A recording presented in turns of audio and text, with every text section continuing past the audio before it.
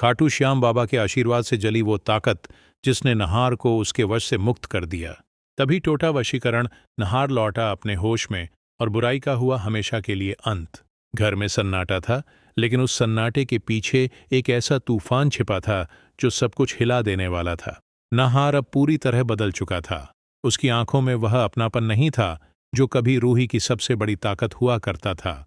अब वह सुकून के एक इशारे पर चलने लगा था। परिवार के लोग हैरान थे। माँ बाप परेशान और रूही टूटने के बावजूद भी हारी नहीं थी।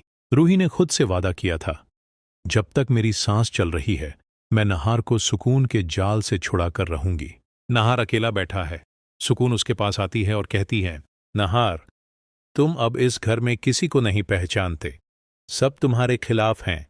बस मैं ही हूं जो तुम्हारे साथ हूं। नहार की आंखों में अजीब सी ठंडक थी।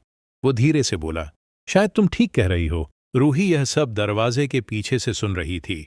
उसकी आंखों में आंसू थे, लेकिन उन आंसुओं के पीछे अब डर नहीं बल्कि लड़ाई का इरादा था। वो धीरे से बोली, अब खेल खत्म और शुरुआत मेरी तरफ से। सुकून आईने के सामने खड़ी होकर खुद से कह रही थी, आज की रात रूही की आखिरी रात होगी। मैं नहार को इस घर से लेकर जाऊंगी। उस घर में जहां उसने पहली बार मेरी पेंटिंग की तारीफ की थी, वहीं मेरी रूह सुकून पाएगी। वो हंसी, ठंडी डरावनी हंसी।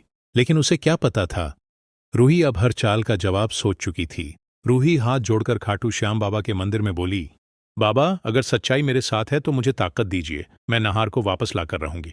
अचानक मंदिर में दीपक की लौ तेज जलने लगी और फूल नीचे गिरा। रूही ने मुस्कुराकर कहा, यह संकेत है, अब सुकून की बारी है। सुकून ने नहार को पास बुलाया और बोली, नहार, अब वक्त आ गया है कि तुम रूही का हाथ हमेशा के लिए छोड़ दो। वह तुम्हारे लायक नहीं।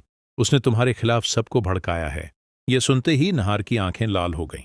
सुकून ने उसके कंधे पर हाथ रखा और फुसफुसाई, अब जाकर बोलो कि तुम रूही से नफरत करते हो। रूही पीछे खड़ी सब सुन रही थी। उसके पैरों तले जमीन खिसक गई, पर वो चुप नहीं रही। वो आगे बढ़ी और बोली, नहार जी, अगर आप वाकई मुझसे नफरत करते हैं तो मेरी आंखों में देखकर कहिए। नहार की नजरें डगमगाई। उसके होंठ खुले पर शब्द नहीं निकले। सुकून को गुस्सा आया। वो चीखी, बोलो नहार।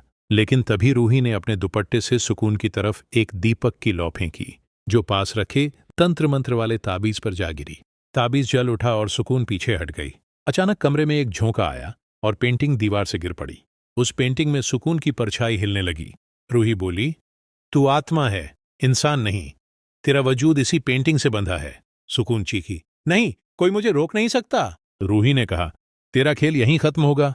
रूही ने वो पेंटिंग खाटू श्याम बाबा की मूर्ति के सामने रखी और दिया जलाकर बोली, बाबा, इस बुराई को इस घर से हमेशा के लिए मिटा दीजिए। पेंटिंग चमक उठती है। सुकून दर्द से चिल्लाती है। उसकी चीखें हवेली में गूंजती हैं और फिर धीरे धीरे सब शांत हो जाता है। पूरे परिवार में खुशी की लहर दौड़ जाती है। तो दोस्तों, जैसे रूही ने अपने परिवार को अंधकार से बचाया, वैसे ही हमें भी अपने परिवार के भविष्य को सुरक्षित रखना चाहिए।